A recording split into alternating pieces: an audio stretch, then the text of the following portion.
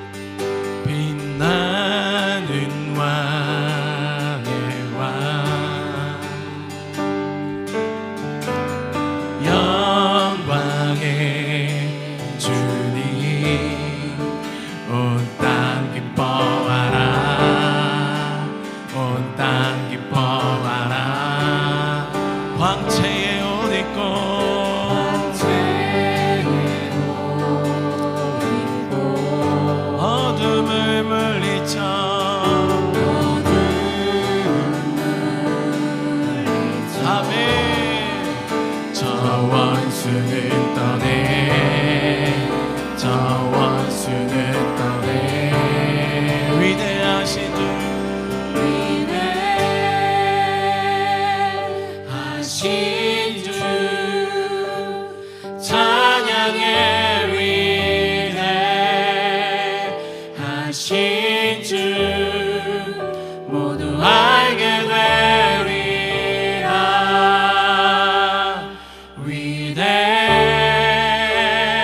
위대하신 주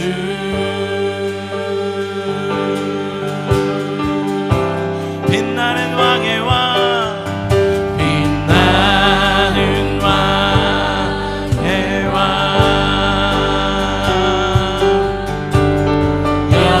영광의 주님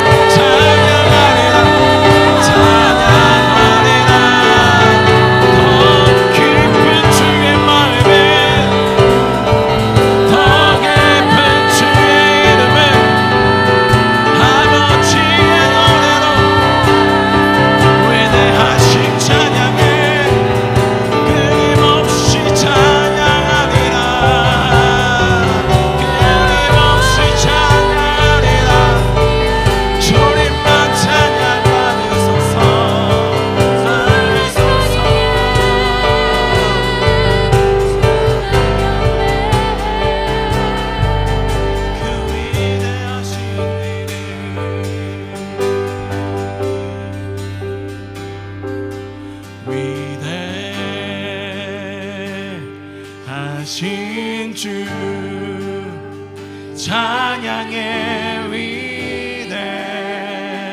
위대하신 주 모두 알게 되리라.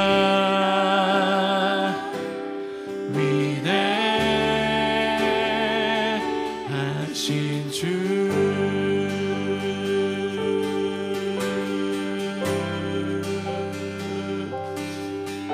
위대하신 하나님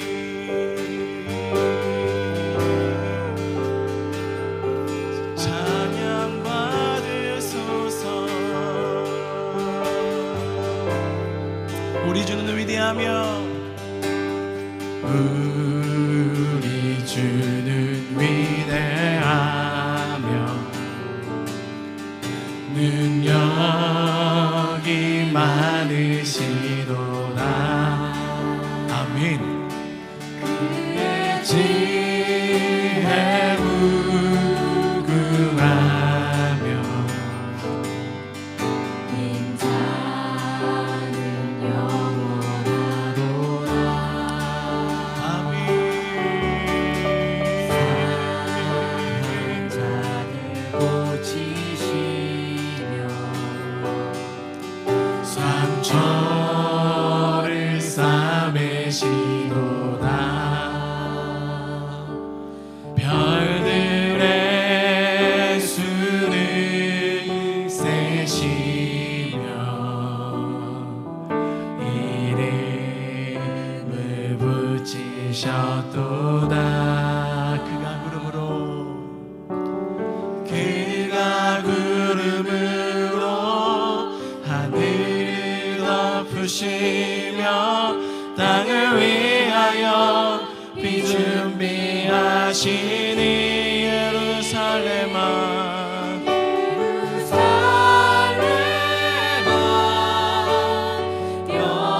여호와를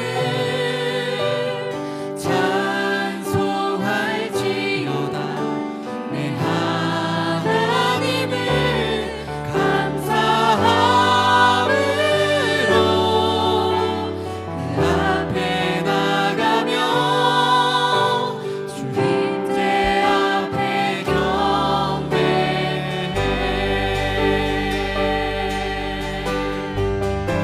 우리 다시 한번 노래합시다. 우리 주는 위대하며 우리 주는 위대하며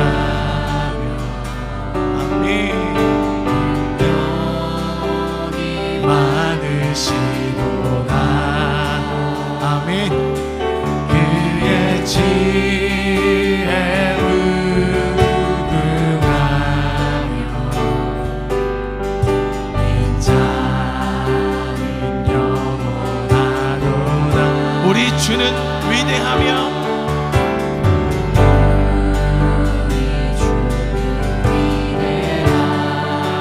능력이 많으시도다.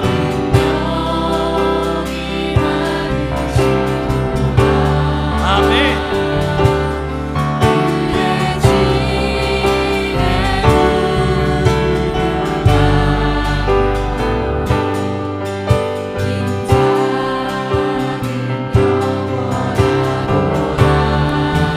상한 자들을 고치십니다.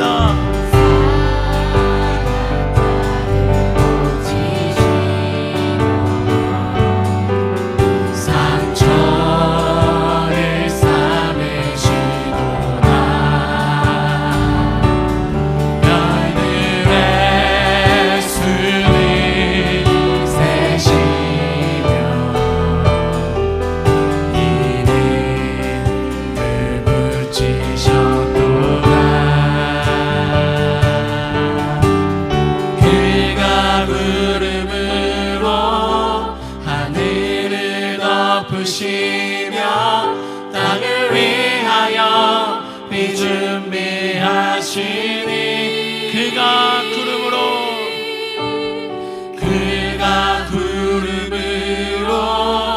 하늘을 덮으시며 땅을 위하여 비준비하시니 그가 구름으로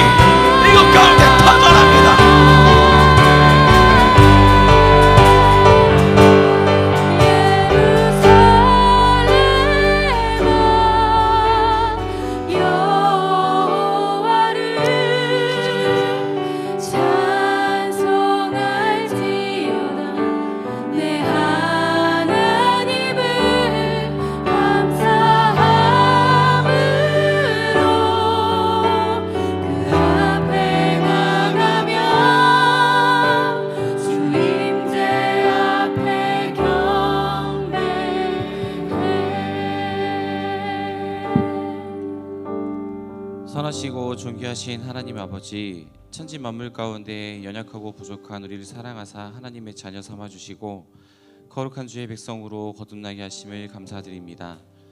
낮은 자들의 목소리에 청종하시는 주님, 그 능력과 사랑을 의지하여 믿음으로 주님께 나아가오니 우리의 예배를 받아주시옵소서. 사랑의 하나님, 지난 한 주간 우리의 죄악들을 주님께 회개하오니 용서하여 주시옵소서. 하나님을 높이지 못하고 하나님께 순종하지 못했던 순간들을 회개합니다. 마음은 언제나 주님을 위해 산다고 하지만 우리의 삶은 그렇지 못했음을 고백합니다. 사랑의 주님, 저희를 긍휼히 여기사 용서하여 주시옵소서. 하나님, 어제 있었던 할로윈 축제로 인해 많은 인명피해가 있었습니다. 허망한 죽음으로 인해 슬픔을 겪을 남은 가족들을 위로하여 주시고, 이날에 젊은 청년들이 분별하여 우상을 숭배하는 것이 아니라 하나님 앞으로 나올 수 있도록 인도하여 주시옵소서. 하나님, 우리 교회와 몸된 성도들을 위해 기도합니다. 교회 재정의 어려운 가운데 우리 성도들이 믿음으로 하나 되어 힘든 상황을 돌파하게 해주시고, 맡겨주신 성전을 세워나갈 때 하나님께서 주신 지혜와 사랑으로 넉넉히 감당할 수 있도록 인도하여 주시옵소서. 이 시간 말씀을 듣습니다. 말씀 전하시는 담임 목사님께 하늘의 능력을 덧입혀 주셔서 선포되는 말씀에 힘을 더하여 주시고, 이 시간 선포되는 말씀 통하여 듣는 모두가 변화되고 은혜 받는 시간 되게 하여 주시옵소서. 우리를 사랑하시는 예수님의 이름으로 기도합니다. 아멘.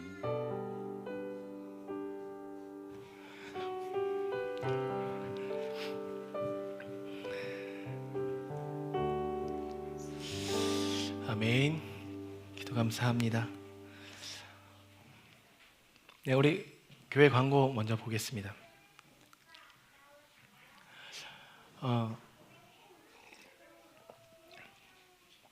10월 달은 성찬식을 따로 하지 않았습니다. 그래서 11월 첫 주에 원래 진행되는 대로 성찬식이 있습니다.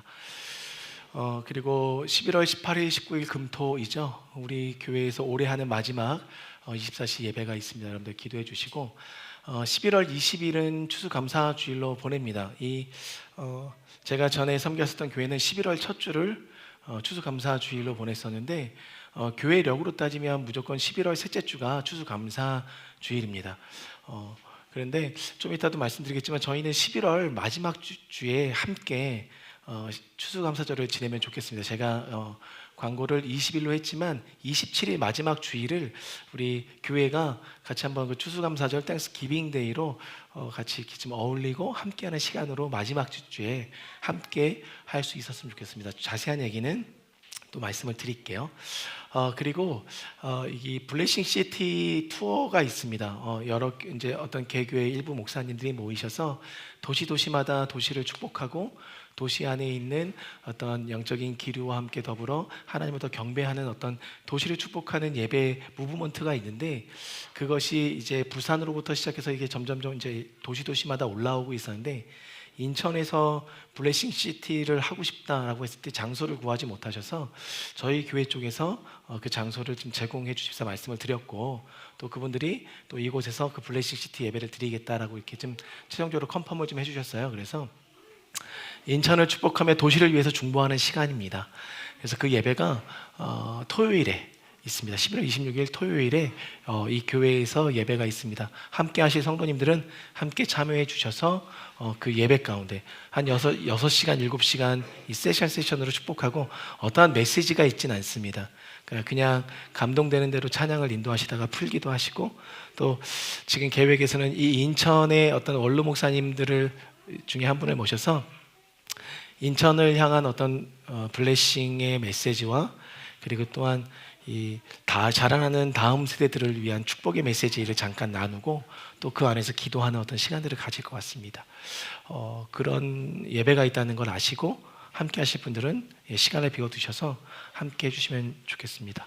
그리고 그날 그래서 어쨌든 블레싱 시티를 위해서 토요일에 저희가 식사를 그분들에게 좀 제공합니다. 그래서 저녁 한 끼를 저희가 제공을 하게 되는데, 이를 위해서 우리 또 많은 이 마르다 분들이 필요합니다. 이렇게 해서 함께 좀 도와주셨으면 좋겠고요. 그리고 다음 주 대표 기도는 우리 태영 형제님이십니다. 다음 주 대표 기도 태영 형제님께서 준비하셔서 함께 하시면 될 것 같습니다. 우리 하나님 말씀 보겠습니다. 하나님 말씀 요한복음 4장입니다. 저희가 지금 요한복음을 보기 시작하는 이유는 요한복음에는 특별히 7개의 표적이 좀 나와 있습니다. 저랑 그 물이 변화의 포도주가 되는 사건을 우리가 이전에 한번 봤었고, 그래서 지난주에 맹인이 눈을 뜨는 사건을 보았고, 오늘은 또 하나의 표적인 요한복음에서는 두 번째 표적으로 일컬어지는 왕의 신하의 아들이 죽어가는 가운데 살아난 표적을 좀 나눕니다. 그래서 계속해서 시간이 되는 대로 여러분들 요한복음에 나와 있는 표적을 중심으로 먼저 보고, 요한복음에 보면 또 예수님이 나는 무엇이다 에고 에임이라고 본인을 선언하신 말씀들이 있습니다. 그 말씀들을 위주로 10개의 정도의 본문이 되는데, 그 위주로 다시 한번 이 요한복음들을 함께 풀어가면서 요한복음에서 중요하게 여기는 영역들을 한번 우리가 짚어나가고 싶습니다. 제가 언젠가 성도님들에게도 말씀드렸지만 요한복음을 꼭 기회가 되면 한번 말씀을 나누고 싶다라고 말씀을 드린 적이 있었는데요. 그 말씀을 좀 이제 하나씩 좀 나눠보길 원합니다. 요한복음 4장 46절로 54절의 말씀, 제가 먼저 읽겠습니다. 예수께서 다시 갈릴리 가나에 이르시니 전에 물로 포도주를 만드신 곳이라. 왕의 신하가 있어 그의 아들이 가버나움에서 병들었더니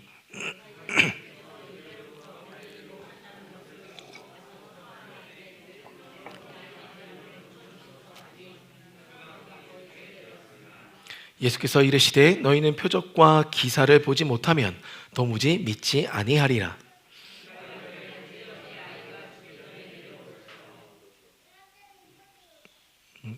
잠시만요. 네. 예수께서 이르시되 가라 내 아들이 살아있다 하시니 그 사람이 예수께서 하신 말씀을 믿고 가더니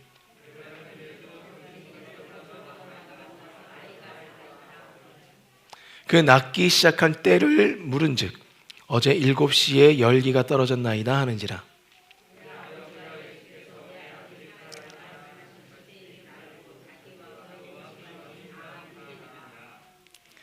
함께 읽겠습니다. 이것은 예수께서 갈릴리로 오신 첫째 표적이니라. 아멘. 네, 여기서 여러분들이 말씀을 읽으시면 숨을 쉬는지 숨을 쉬지 않는지 다 들리거든요. 예, 우리 장모님께서 숨을 쉬면서 말씀을 좀 읽으셨으면 좋겠다. 예, 너무 빨리 읽지 않아도 된다.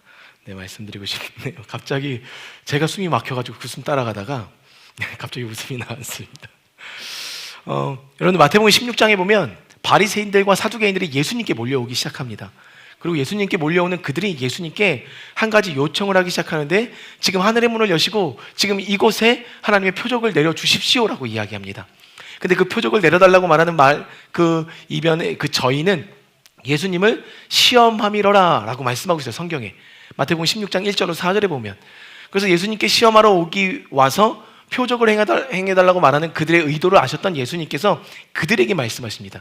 너희가 저녁녘에 하늘이 붉은 것을 보면 다음 날이 참 맑겠구나 라고 알고 있고, 또 다음 날 아침에 일어나서 아침이 붉고 흐리면 비가 내리겠구나 라고 알고 분별하는데 왜 하나님의 표적은 분별하지 못하느냐. 너 악하고 음란한 세대여, 내가 너희들에게 보일 표적은 아무것도 없고 오직 하나 요나의 표적 외에는 너희들에게 보일 표적이 없다라고 설명하십니다. 너희는 왜 표적을 분별하지 못하느냐, 이 말의 의미를 그냥 평서문으로 풀어내면 틀림없이 반드시 너희들은 내가 표적을 보여줘도 표적을 분별하지 못할 것이다. 왜냐하면 이미 구약시대에 너희에게 요나의 표적을 보여서 3일 만에 큰 물고기 배에서부터 토해냄을 받고 살아났었던 요나의 표적이 바로 나 예수 그리스도가 너희들의 모든 죄가를 지고 음부에 내려가서 3일 동안 그 모든 죄가를 치른 이후에 부활할 것을 표적으로 보여준 사건임에도 불구하고 그 표적이 무엇을 나타내는지, 그 표적을 통해서 하나님의 구원이 이 땅 가운데 어떻게 이루어지는지를 너희들은 보여줬음에도 불구하고 지금 이 시간에 나에게 표적을 구하는구나. 그로 내가 너희들에게 어떠한 표적을 보여주더라도 너희들은 그 표적을 분별하지 못할 것이다 라고 이야기합니다. 근데 이들이 분별하지 못하는 이유는 예수님께서 한 가지를 이야기하세요. 너희들은 악하고 음란한 세대다 라고 이야기하십니다. 여기서 악하다는 것은 뭐 악을 행한다는 게 아니라 올바르지 않은 진리가 아닌 가치 위에 모든 사고와 행함들을 이루어 나가는 너희들의 삶이 악하다라고 이야기하는 거예요. 그러니까 그들이 악하다는 것은 그들이 오늘 예수님께 나온 동기도 악하고 그들이 많은 율법 안에서 사람들을 재단해 나가는 어떤 삶의 영역들도 너희들은 모든 가치의 기준 자체가 악한 사람들이다. 고로 악함 가운데 행하는 모든 기준점들은 하나님의 표적을 분별할 수 없다. 또 한 가지를 이야기하십니다. 음란한 세대예요. 여기서 음란이라는 것은 우리가 남녀 간의 음란을 생각하겠지만 언제도 말씀드렸지만 여기서 음란은 오직 한 분 하나님만을 경배하고 예배해야 됨에도 불구하고 두 주인을 섬기게 되는, 한 사람이 두 주인의 두 마음을 품게 되는 영역들을 가지고 음란하다. 즉 너희들은 나를 믿고 있다라고 하지만 너희들은 모세를 따르는 제자의 삶을 살아가고 있고, 무엇보다도 너희들이 만들어 놓은 613가지의 율법 안에서 그 율법을 우상시해서 나의 말씀보다도 더 중히 여기는 음란한 세대다라고 예수님께서 말씀하신 거예요. 그러다 보니까 너희들은 그 표적을 분별할 수가 없다라고 이야기한 거예요.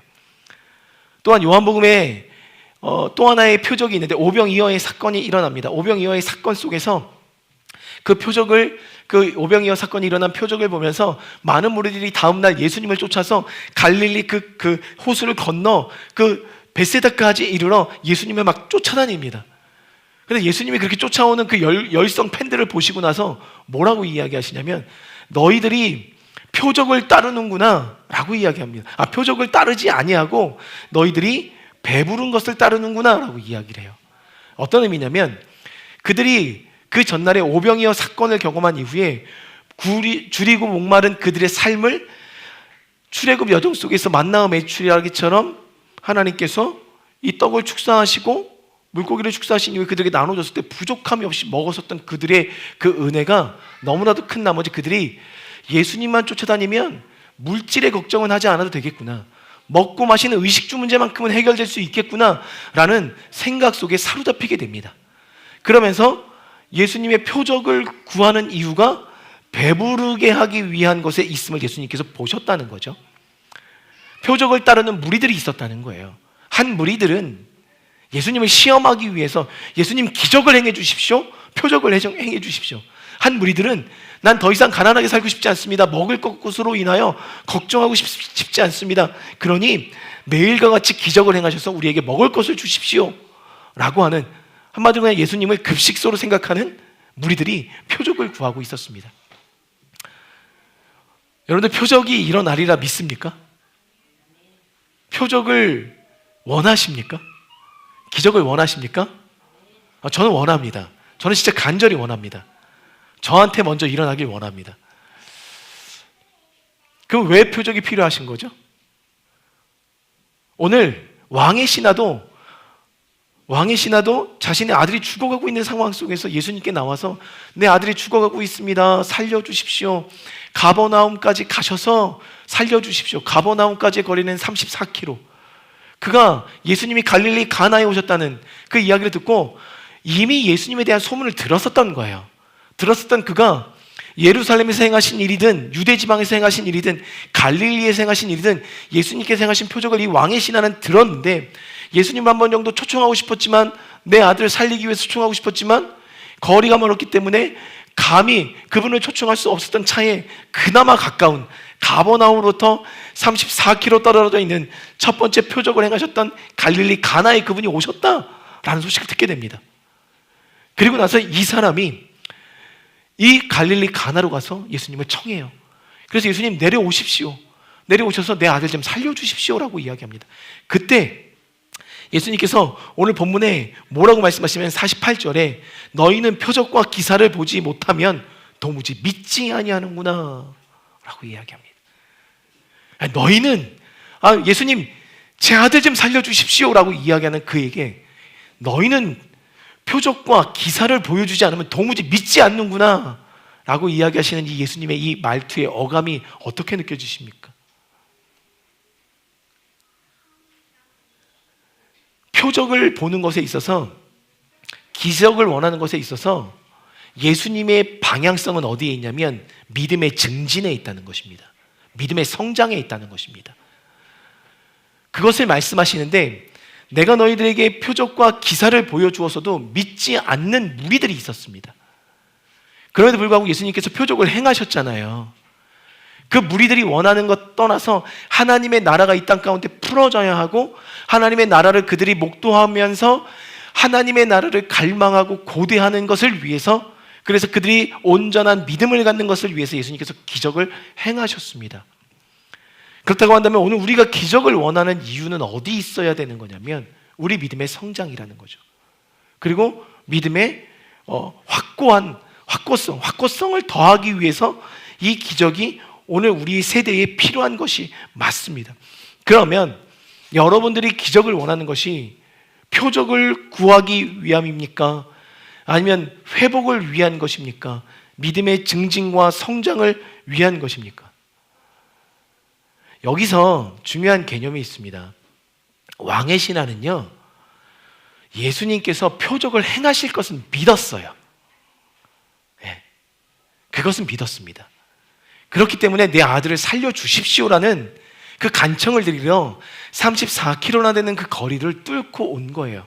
그리고 정말 신뢰되는 줄 알지만 34km나 되는 그 거리를 다시 나와 함께 내려가셔서 내 아들이 죽기 전에 도착하여 내 아들을 살려주십시오라고 간청했던 것입니다. 살리실 것은 믿었지만 예수님을 믿지 않았다는 거예요. 여기서 우리가 표적을 구하고 우리도 예수님께서 표적을 행하실 것을 믿을 수는 있습니다. 그렇죠? 성경에 기록하고 있으니까. 근데 예수님께서는 그 표적을 믿는 믿음을 요구하신 것이 아니라 그 표적을 행하신 그 주체를 믿는 믿음이 성장하길 원하셨던 거예요. 약간 출발이 같은 듯 보이나 완전히 다른 것입니다. 여러분, 우리가 오늘 믿는 것이 표적입니까? 기사입니까? 아니면 예수님입니까? 그 질문을 예수님께서 오늘 우리에게 하고 계세요. 그런데 여기서 이 왕의 신하를 우리가 좀 볼 필요가 있습니다. 이 왕의 신하라는 말은 헬라어로 바실리코스라는 말을 씁니다. 근데 이 바실리코스라는 이 헬라어는요, 왕의 직속으로 있는 신하를 의미합니다. 그러니까 최고로 높은 지위 정도에 있는 사람들에게만 쓰는 단어가 이 바실리코스라는 왕의 신하예요. 근데 여기서 왕은 누구를 뜻하냐면 예루살렘, 이스라엘 자체를 여러분들 4등분했습니다. 그래서 분봉왕을 4명을 세웠어요. 근데 그 분봉왕을 4명을 세웠는데 그 4명을 세운 그 분봉왕 중에 이 갈릴리 지역을 담당하고 있었던 왕이 있었는데 그가 우리가 알고 있는 헤롯입니다. 정확히 말하면 그의 이름은 헤롯 안티파스라는 사람입니다. 근데 그 안티파스라는 사람은 나중에 결과적으로 직간접적으로 예수님의 죽음에 관여하게 되고 더 나아가서는 세례 요한을 죽인 사람이 바로 이 안티파스였습니다. 그럼 여러분들, 세례 요한을 죽인 이 안티파스가 예수님을 믿는 사람들, 예수님을 따르는 무리에 대해서 호의적이지 않고 이 왕실의 분위기 자체가 기독교에 대해서 그렇게 긍정적인 기류가 흐르고 있지 않는 차에 이 왕의 신하라는 사람들도 그 기류를 모르지 않는다는 거예요. 그런데 그가 오늘 그러한 것들을 다 제쳐두고 예수님께 지금 나왔다는 거예요. 근데 여러분들 아시겠지만 그 베드로가 주는 그리스도시요 살아계신 하나님의 아들이십니다라고 고백했을 때 이 주자라는 것, 이 주인 주자라는 이 주자는 그 시대에 로마 황제만 쓸 수 있었던 거예요.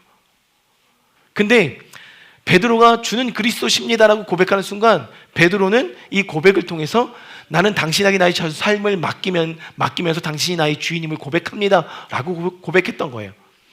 그들의 주인은 이 분봉 왕이 섬기고 있는 로마 황제가 그들의 왕이었고 주였고 더 자세히 이야기하면 신이었습니다. 그 신의 혜택을 받고 있었던 그 신도가 오늘 많은 사람들이 메시아라고 이야기하는 예수님께 자신의 왕의 그 권위 아래서 나와 다른 메시아에게 지금 나아갔다는 것, 이거는 자신의 삶을 내어놓고 행하는 행위였었던 것으로 볼 수 있다는 거죠. 그랬을 때 무엇이 이를 움직이게 했었을까? 이게 오늘 우리가 지금 보아야 할 내용이라는 거죠. 여러분, 하나님은 지금도 갈망하는 자들을 찾고 계십니다. 여러분들 갈망하십니까? 무엇을 갈망하십니까? 하나님을 갈망하십니까? 아니면 우리들의 어떠함들을 채우기 위한 갈망에 포커스가 되어 있습니까? 하나님은 오늘 당신을 필요로 하는 갈망하는 자들에게 나타나신다는 거예요. 근데 이 중요한 개념이 뭐냐면요, 여러분들, 아까도 첫 번째는 제가 말씀드렸던 것이 왕의 권위 아래서 탈출하여 그곳에서 탈출하여 다른 왕의 권위에 세워진 중요한 영적 의미가 있지만, 또 하나의 이것이 상징하는 바는 그들 안에 율법이 있고 전통이 있고 체면이 있지만 그럼에도 불구하고 부모로서 마음을 다해 내 자녀를 살리고 싶다라는 그 간절함이, 그 부모님이라는 이름의 무게가 오늘 이 사람을 모든 율법과 전통과 그의 직분과 직위를 떠나 움직이게 만들었다는 거예요. 그러니까 여러분들, 시대를 막론하고 자녀를 향한 부모의 사랑은 사실 변함이 없다는 것을 보여주고 있습니다. 그만큼 우리 친구들이 알런지 모르겠지만, 우리 청년 세대가 알런지 모르겠지만 부모님께서 우리를 향해서 그렇게 사랑하셨음을 오늘 보여주고 있다는 거예요.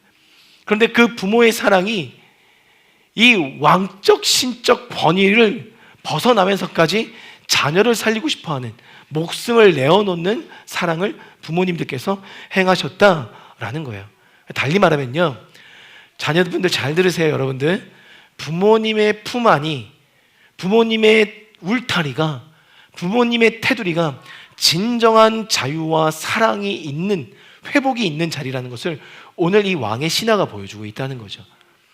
여기서 우리가 보아야 될 영적인 세계는 나의 아빠, 아버지 되신 하나님의 울타리와 테두리 안에서 진정한 자유와 회복과 사랑이 있음을 보여주고 있다는 거예요. 그것을 우리가 깨달을 필요가 있습니다. 다시 본문으로 돌아오면, 하나님은 갈망하는 자들을 찾으시거든요. 지금 자신을 필요로 하는 갈망하는 자들. 왜냐하면 오늘 이 요한복음 4장의 이 왕의 신화의 사건 이전에 하나의 사건이 주를 이룹니다. 그래서 이 요한복음 4장의 주제는요, 하나님은 영이시니 예배하는 자가 영과 진리로 예배할지니라, 이 말씀이 4장의 주제예요. 사마리아 여인을 만났던 사건, 그 사건이 있은 후 그 사마리아에서 이틀을 더 예수님께서 유하신 후에, 오늘 본문을 보면, 오늘 본문 읽지는 않았지만 43절에 보면 이틀이 지남에 갈릴리 가나로 가셨다고 이야기합니다. 그러니까 그 사건 이후에, 즉 하나님께서 요한복음 4장 23절에 말씀하셨거든요. 아버지께 참되게 예배하는 자들은 영과 진리로 예배할 때가 오나니 곧 이때라. 아버지께서는 자기에게 이렇게 예배하는 자들을 찾으시느니라. 갈망하는 자들을 찾고 계신 그 예수님께서 이 말씀을 선포하신 이후에 이틀 뒤에 지금 갈릴리 가나로 가셨는데, 자신을 갈망하는 어떤 한 사람을 또 만나게 되었습니다. 근데 그는 표적과 기사를 구했습니다. 그럼에도 불구하고 그 표적과 기사를 구하는구나 라고 질책 아닌 질책을 하셨지만, 예수님은 그에게 표적을 행하셨다는 거예요. 그럼 예수님이 왜 행하셨냐는 거예요. 그 안에 갈망이 있었다는 거예요. 아버지의 사랑을 풀어낼 자의 갈망이 있었다는 겁니다.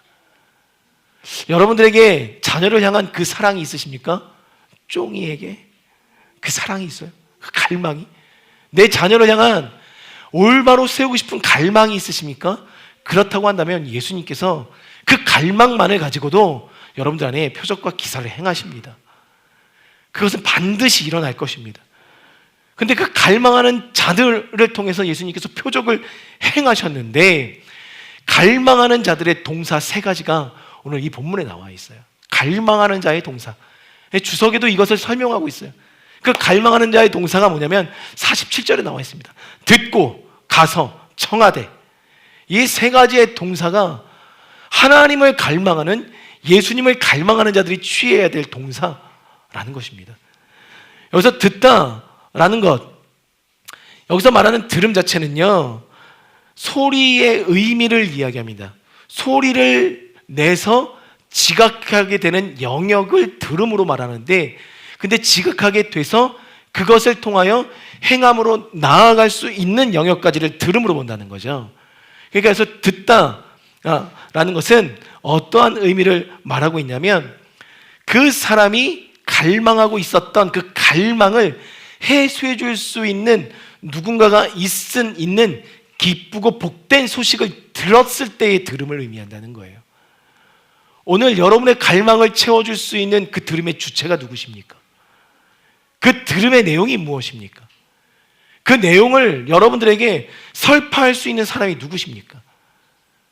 그 자의 이야기를 듣게 되었던 것입니다. 오늘 그 기쁜 소식을 들을 귀를 하나님께서 명하고 계세요. 그리고 난 이후에 그것을 듣자마자 그는 갈망하고 있었기 때문에 자연스럽게 그 갈망이 이제는 터져 나오면서 행함, 가는 것으로 그 앞에 그의 삶에 풀어지게 되었다는 것입니다. 여기서 가다라고 번역된 이 헬라어는 그냥 직역하면 그분을 향하여 떠나갔다. 여기서 중요한 개념이 있습니다. 아브라함도 그랬듯이 하나님의 뜻이 있다면, 그리고 하나님의 뜻을 들었다면 그 갈망이 있었던 자들은 나의 삶의 자리를 일단 박차고 일어나 그를 향하여 떠나가는 삶으로 행동을 옮겨낼 수 있다는 거예요. 이게 갈망하는 자의 삶입니다. 여러분들, 들음은 누구나 할 수 있습니다. 다 듣고 계시잖아요. 근데 떠나가는 행함은요, 그 갈망이 그 들음과 맞물렸을 때 스파크가 일어나고 시너지가 일어난 자들, 그래서 그것을 취하고자 하는 열망과 욕심이 있는 자들이 행할 수 있는 거거든요. 우리의 삶을 좀 돌아보십시오. 얼만큼 큰 갈망이 있기에 이 사람은 나아갔을까? 그럼 나는 얼마나 큰 갈망이 있는가? 움직일 만한 갈망이 있는가?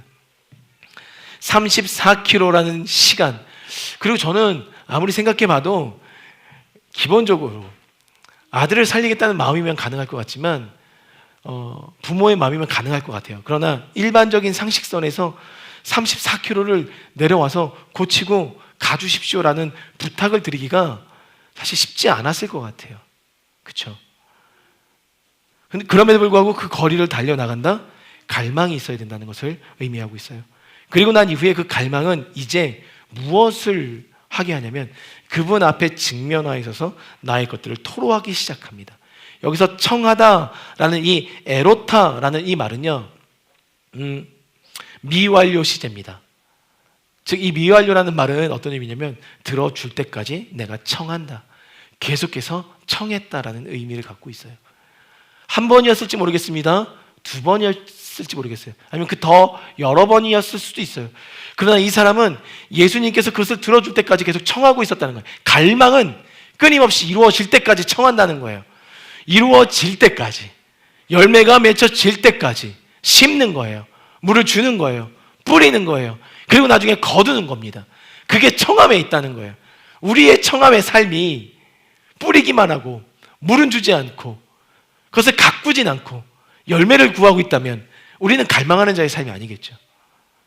예수님께서 오늘 청하는 자의 삶, 그 갈망하는 자의 삶, 그래서 자신의 어떤 원망을 날마다 불의한 재판관 앞에 나아가서 토로했었던 과부처럼, 그래서 그 불의한 재판관이 말하잖아요.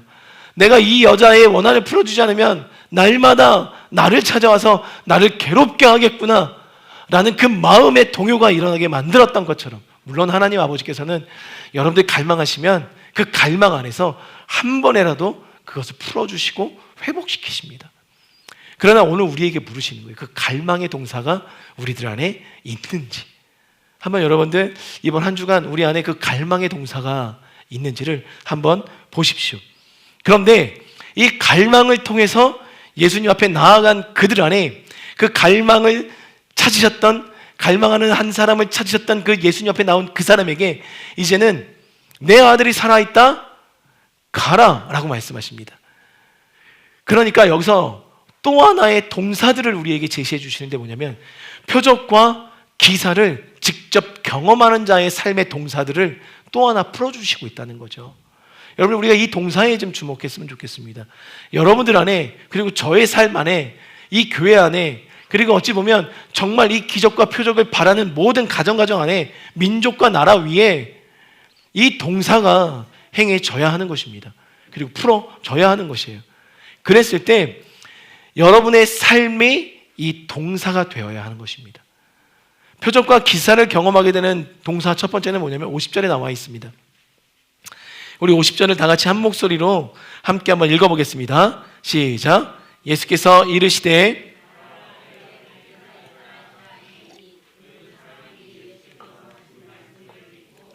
아멘. 여기에 세 가지의 동사가 나와 있습니다. 믿고 가더니, 일단 두 가지가 나와 있고 나머지는 좀 이따 보겠습니다.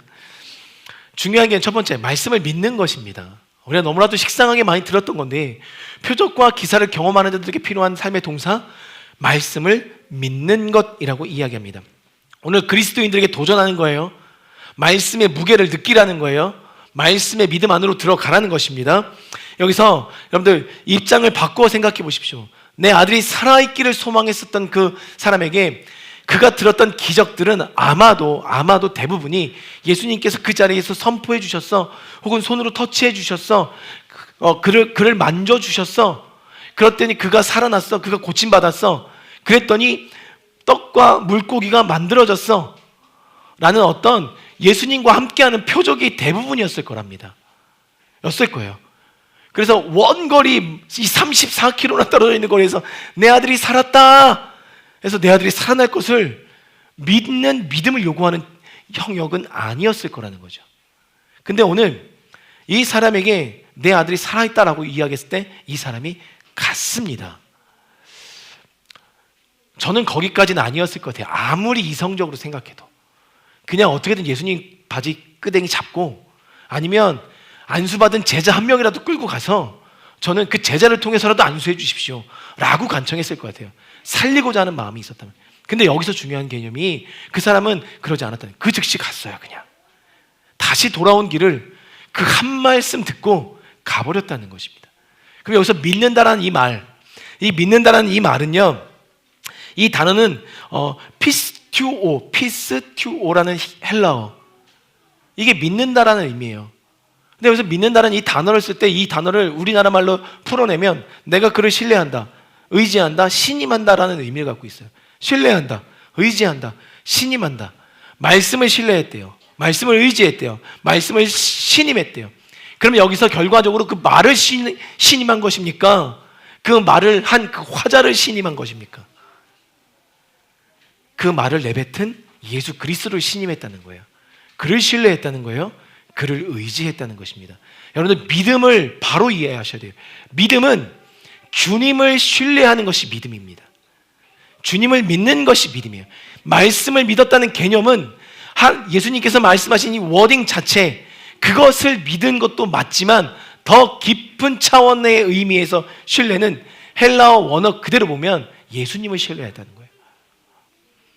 오늘 여러분들, 제가 여러분들과의 신뢰의 관계가 없다면, 여러분들이 저를 목사로 인정하지 않으신다면, 근데 제가 어느 날 여러분들에게 이렇게 당신의 아들이 지금 정훈이가 잠에서 깨어날 것입니다, 제가 이렇게 선포했을 때 그것을 믿는다면, 그것은 저를 향한 신뢰가 결국 그 말에 힘을 더하여 주는 것이지 제 말 자체가 힘이 있는 게 아니라는 거예요.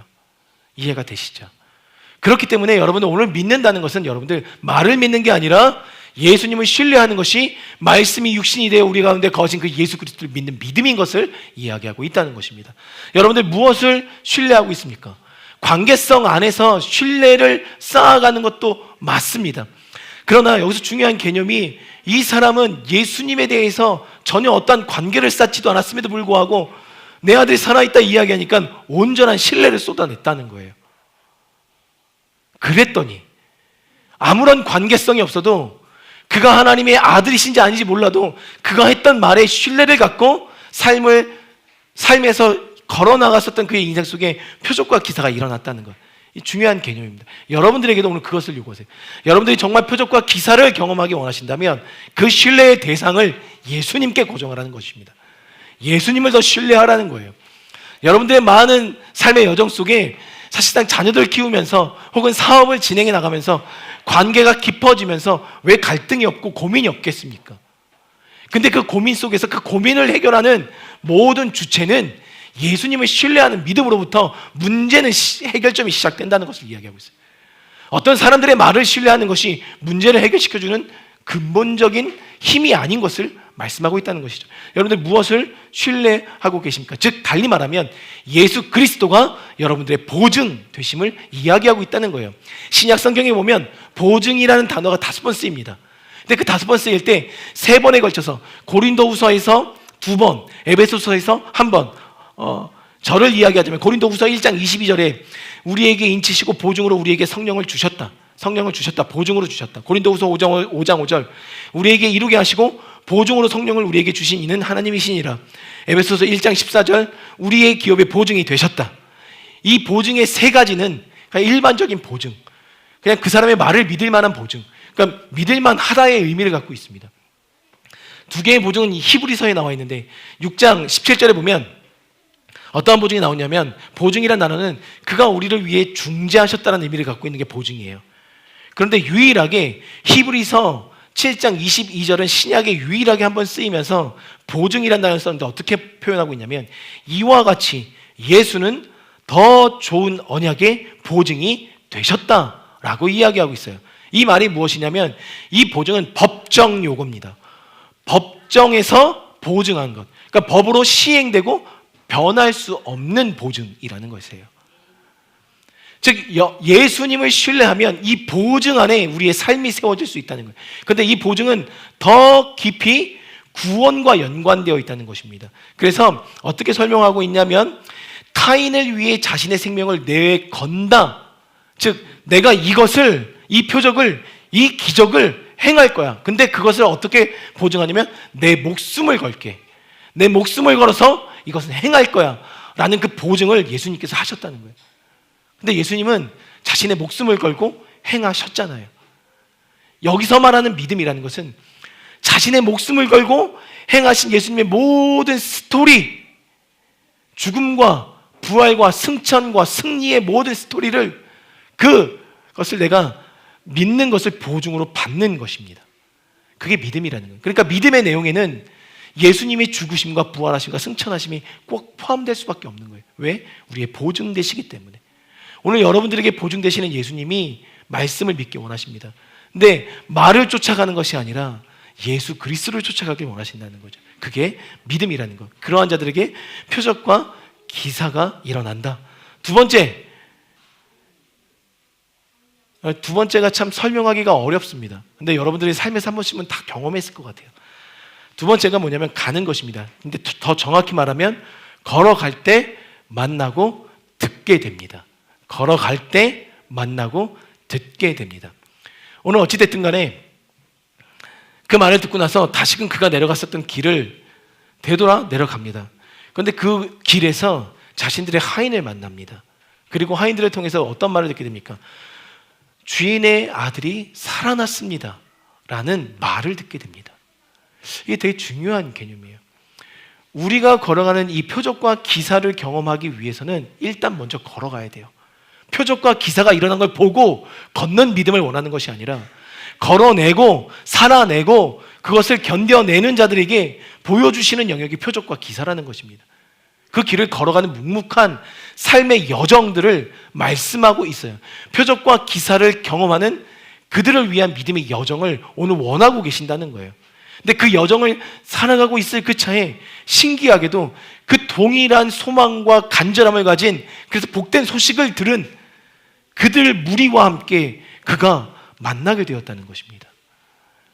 여러분, 그러니까 중요한 개념이에요. 믿음의 길이라는 것은요, 믿음의 여정이라는 것은 먼저 걸음을 떼지 않으면 동일한 비전과 믿음 안에 묶인 사람들을 만날 수 없다는 거예요. 그런데 이 한 걸음 떼는 게 되게 두렵습니다. 왜? 정말 살아났을까? 정말 기적과 표적이 일어났을까? 우리 안에 불신이 있고 두려움이 있고 불안함이 있기 때문에 그 한 걸음 떼는 것이 신뢰가 가지 않아요. 근데 하나님은 마치 요단강이 그대로 있지만 법궤를 진 레위인들이, 지파들이, 그 제사장들이 먼저 발걸음을 요단강에 내어 놓았을 때 바다가 갈라지는 것을 경험했던 것처럼 오늘 우리에게 그 발을 떼라고 이야기하시는 거예요. 여러분들 어떠한 것들을 계획하고 계십니까? 근데 그 계획이 여러분들의 계획이십니까? 하나님의 계획이십니까? 하나님의 계획이길 축복합니다. 근데 그 하나님의 계획을 이루기까지 많은 여정들이 남아있을 거예요. 근데 그 여정을 살아내시기 위해서는 먼저 걸음을 떼셔야 됩니다. 걸어가셔야 돼요. 그러지 않고는 만날 수가 없다는 거예요. 저희가 금요일날 잠깐 속초에 다녀왔습니다. 속초에 24시 예배가 있었는데 이주만 선교사님이 너무 급하게 첫 타임 예배자가 없다고 3시 타임을 해달라는 거예요. 아침 일찍 갔었어요. 그래서 3시 예배를 드리고 저희가 저녁에 돌아오니까 10시 됐더라고요. 10시, 11시 사이였습니다. 근데 제가 그때 지금 어떠한 간증을 듣게 됐어요. 그 교회가 속초에서 되게 큰 교회더라고요. 엄청난 대형 교회예요. 좌석만 놓고 보면 제가 이전에 섬겼던 교회보다 좌석도 훨씬 넓어요. 그냥 일반적으로 성도들이 한 번에 예배 드릴 수 있는 좌석, 그냥 일반 좌석, 보조 의자를 놓고 앉지 않고 1,500명 정도가 예배 드릴 수 있는 큰 교회입니다. 속초에 감리교회인데 그 교회에 교육전도사가 있었어요. 근데 그 교육전도사가 우연찮게 이주만 선교사님의 어떤 그 24시 예배 영상을 보게 된 거예요. 그러면서 이렇게 24시간 동안 예배 드리는 사람이 있구나. 이거 하고 싶다. 정말 하고 싶다. 혼자 갈망만 하고 있었던 거예요. 갈망만. 근데 갈망만 하고 있었는데 그래서 그것을 정말 하고 싶었는데 어느 날 그의 어머니한테 이야기했던 거예요. 엄마, 어머니는 그 교회 권사님이시고 아들은 이제 전도사였는데 근데 그 아들이 엄마한테 엄마 이런 예배를 꼭 하고 싶어요. 우리 교회에서 청소년들 데리고 교육부 아이들 데리고 이런 예배 24시간 동안 드리는 예배를 꼭 하고 싶어요. 근데 이걸 어떻게 하면 될지 모르겠어요. 이걸 도대체 어떻게 해야 될지 모르겠어요. 그렇게 고백을 했던 거예요. 근데 엄마가 그 얘기를 듣다가 갑자기 명함 하나를 꺼낸 거예요. 그 명함이 뭘까요, 여러분들? 이주만 선교사님 명함이었었어요. 그럼 어머니가 그 명함을 왜 갖고 있었을까요? 한 달 전에 고성 거진이라는 곳에서 24시 예배가 있었습니다. 그 예배가 끝난 이후에 고성과 속초는 붙어 있거든요. 근데 이 전도사님의 어머니가 식당을 개업했어요. 한 달이 안 됐어요, 채. 한 달이 안 됐는데 근데 이 아들은 그것을 품기를 되게 오랫동안 품고 있었고 근데 채 한 달이 안 됐는데 고성 거진에서 24시 예배를 끝마치고 돌아가는 길에 바닷가로 이렇게 돌아가시다가 이 건물이 이쁜 식당이 있으니까 거길 들어가신 거예요. 들어가셔서 앉아서 밥을 시켰는데 주문했는데 식당에서 경음악으로 찬양이 계속 흘러나오니까 이주만 선교사님 그걸 잘하거든요.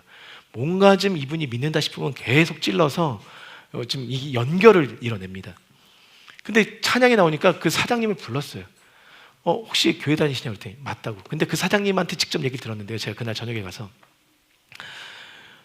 워낙 그런 사람들이 많대요. 이 찬양을 틀어놓으면 자신도 믿는 사람이고 또 믿는 사람이라는 걸 티내고 싶어서 말을 거는 목사님들, 권사님들, 집사님들 엄청 많이 만났던 거예요. 그러니까 그 중에 한 분이겠거니 생각하고 네, 교회 다녀요. 그냥 작은 교회 섬기는 권사에 보니까 엄청나게 큰 교회였거든요. 근데 이제 그 섬기는 전도사예요. 그 권사예요. 이렇게 얘기했는데 그러면서 막 이런저런 얘기하다가 혹시 이주만 선교사님이 그랬던 거예요. 제가 이제 고성에서도 예배 드렸지만 하나님께서 속초에서도 예배 드리라는 마음을 주신다. 속초에서 예배 드릴 처소를 찾는데 권사님 혹시 좋은 교회를 하나 소개시켜 줄 수 있으면 저한테 전화를 좀 주셨으면 좋겠다 하고 이 전화번호를 드리고 온 거예요. 그리고 나서 며칠 뒤에 아들이 엄마한테 나 이런 예배를 드리고 싶다. 근데 그분이 이제 받은 그래? 그러면 이분한테 연락해봐 하고 어머니가 명함을 주신 거예요. 그런데 아들이 거기서 기겁한 거죠. 왜냐하면 자기는 이 이주만 선교사님한테 연락할 길을 찾고 있었는데 그 길을 찾고 있었는데 백방으로 찾아도 연락할 길이 없었던 거예요. 근데 어머니 소에서 이 명함이 나오는 그 순간을 보면서 이 전도사님이 놀랐다는 거죠. 근데 저는 그러면서 결국 두 분이 만났어요.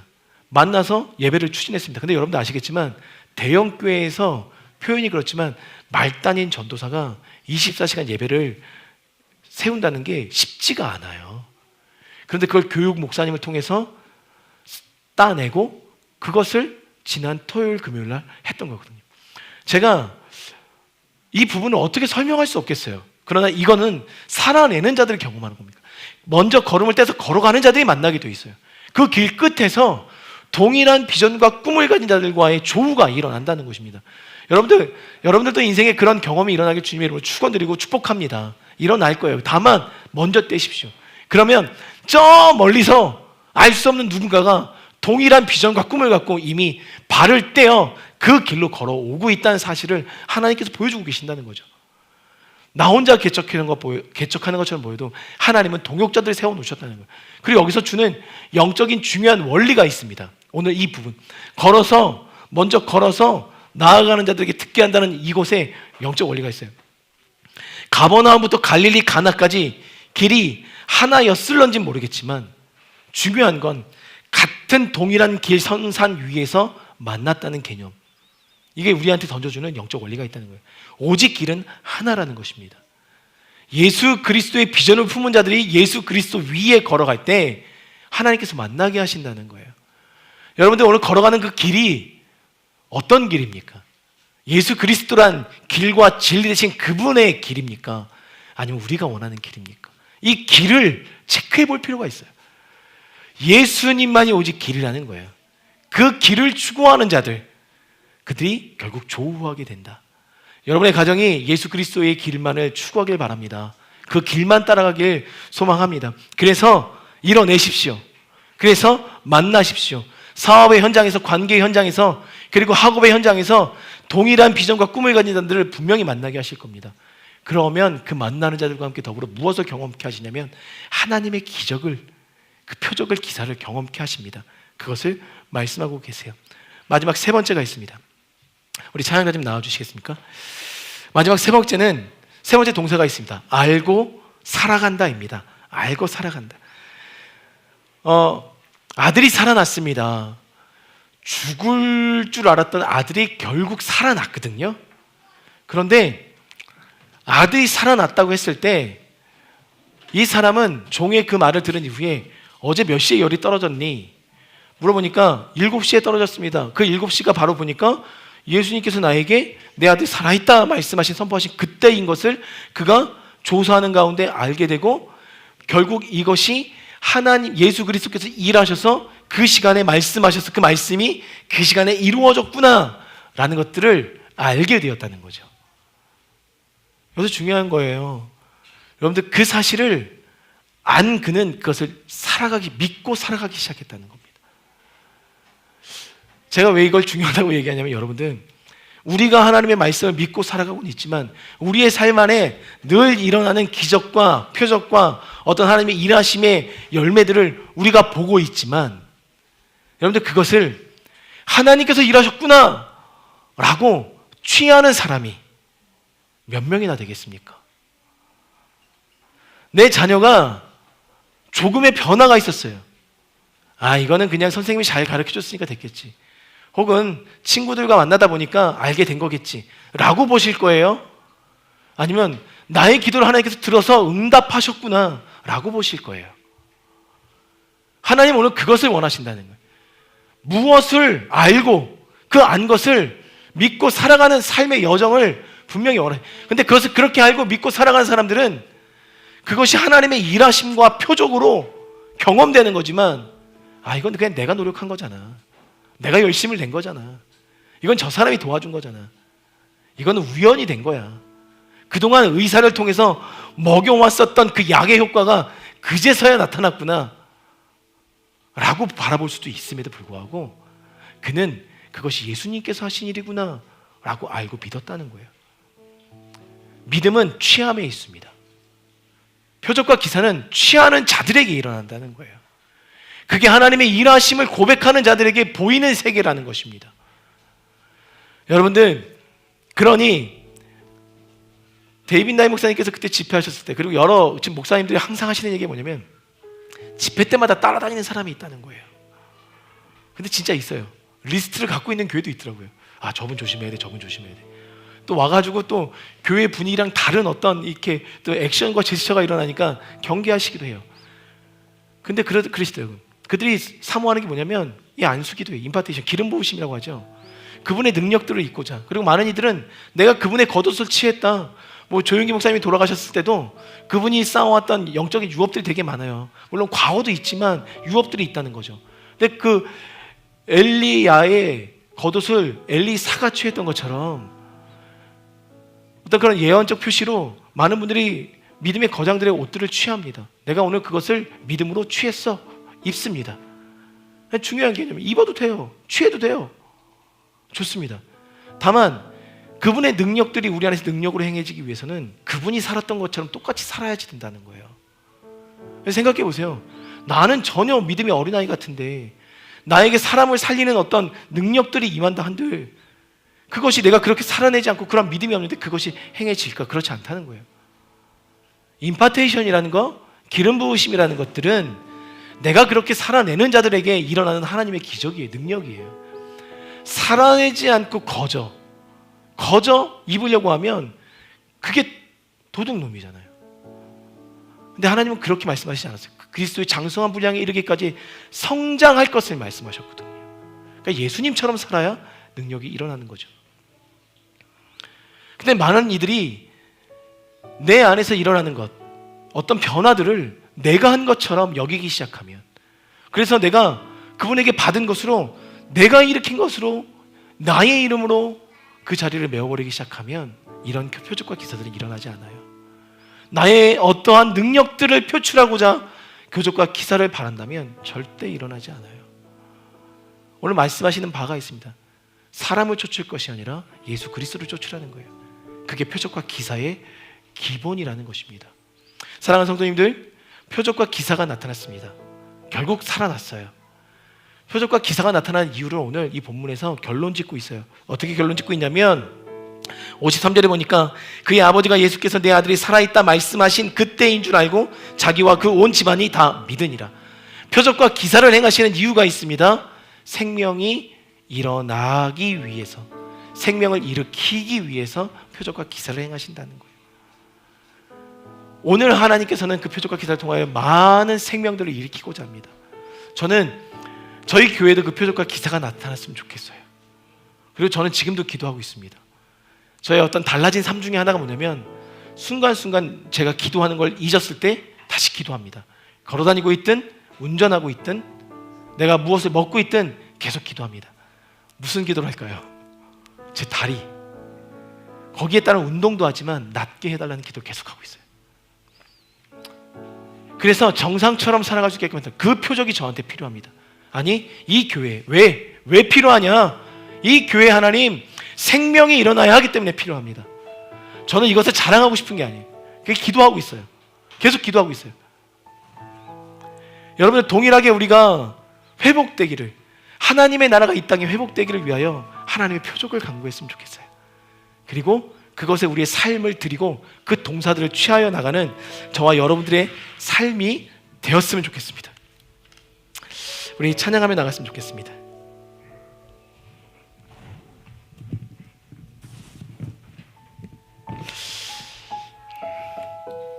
꺼주세요.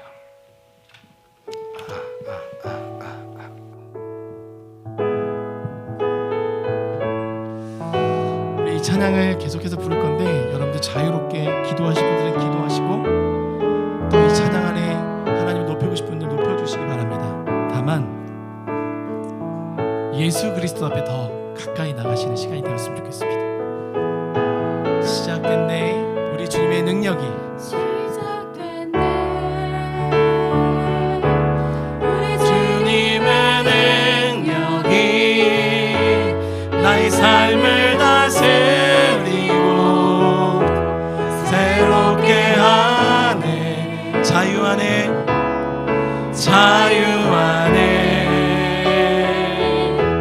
죄와 사망으로부터 나의 삶은 변화구나. 충만하네. 시작됐네, 우리 주님의 능력이 시작됐네. 주님의 능력이 나의 삶을 다스리고 새롭게 하네. 자유하네. 죄와 사망으로부터 나의 삶은 변하구나.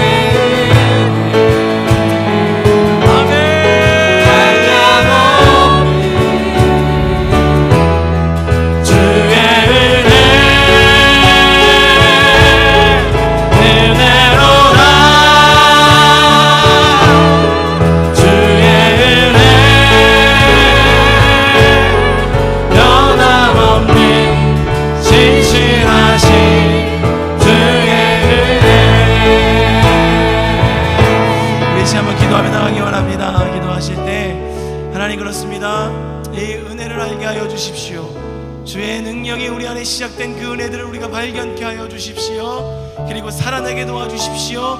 그리고 하나님께서 일하신 것으로 취하고 나아가게 하십시오. 우리 이 시간 우리의 마음을 주님께 올려드리며 기도하며 나아갑니다.